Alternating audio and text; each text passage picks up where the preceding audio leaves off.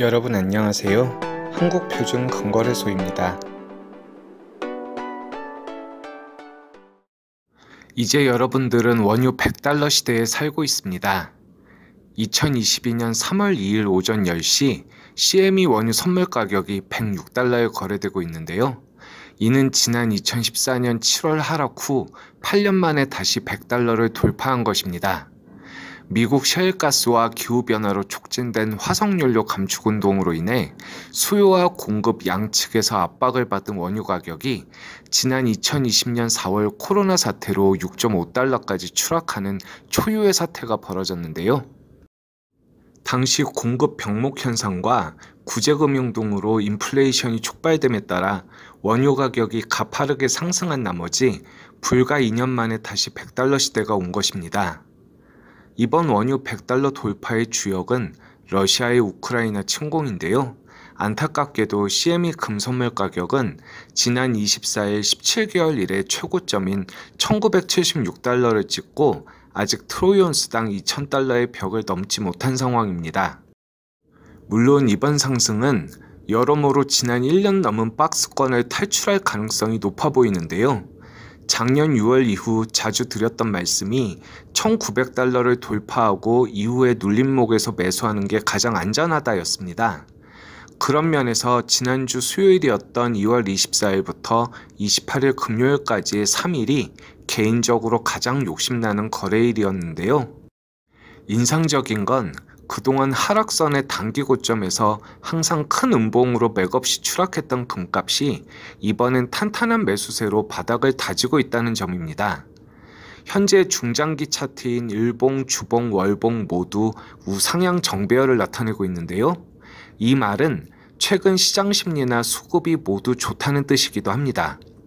하지만 아직도 의심의 눈초리가 사라지진 않았는데요. 이전 영상에 말씀드렸던 위험 요소가 여전히 건재하기 때문인 것 같습니다. 러시아의 우크라이나 침공이 어떤 형태든 종지부를 찍었을 때 금값이 지속될 모멘텀이 남아있느냐가 첫 번째 장애물이고요.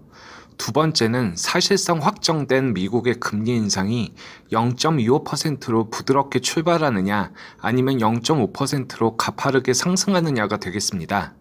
현재는 0.25% 얘기가 주를 이루지만 과연 그 정도 솜방망이로 미쳐버린 물가의 고삐를 잡아챌 수 있느냐가 문제인데요. 아직은 미지수입니다.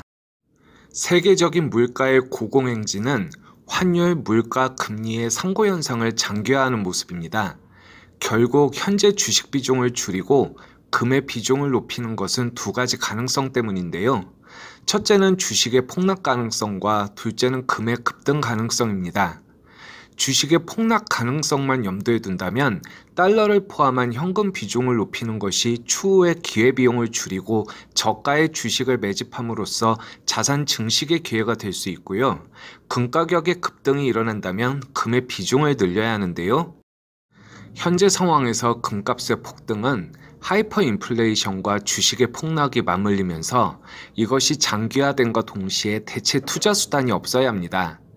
결국 경기 악화의 상황에서 달러 가치가 하락했을 때 금이 빛을 발하는 것이기 때문에 미국 정부는 어떻게든 달러와 주식의 가치를 지키려 할 것이고 상승 기조에서 이전 고점인 2089달러는 마지막 저항선으로 남게 될 것 같습니다. 마지막으로 금 투자란 말보다 안전자산이라는 개념이 훨씬 더 이성적이라는 생각이 드는데요. 금을 보험의 성격으로 보유하시는 것은 나와 가족의 경제권을 지키는 훌륭한 방어수단이라 생각합니다. 경제적인 측면에서 보더라도 일정 부분 꾸준히 금을 사 모으는 게 통계적으로 위험과 수익률 면에서 효율적이라 할 수 있습니다. 꼭 음모론이 아니더라도 달러 가치를 지키기 위해 금 가격 상승을 압박할 가능성도 여전히 존재하는데요.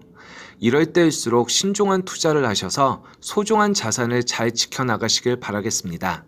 자, 그럼 오늘 영상은 이것으로 마치겠습니다. 구독과 좋아요, 알림 설정은 언제나 큰 힘이 됩니다. 그럼 오늘도 좋은 하루 되시고요. 지금까지 한국표준금거래소였습니다.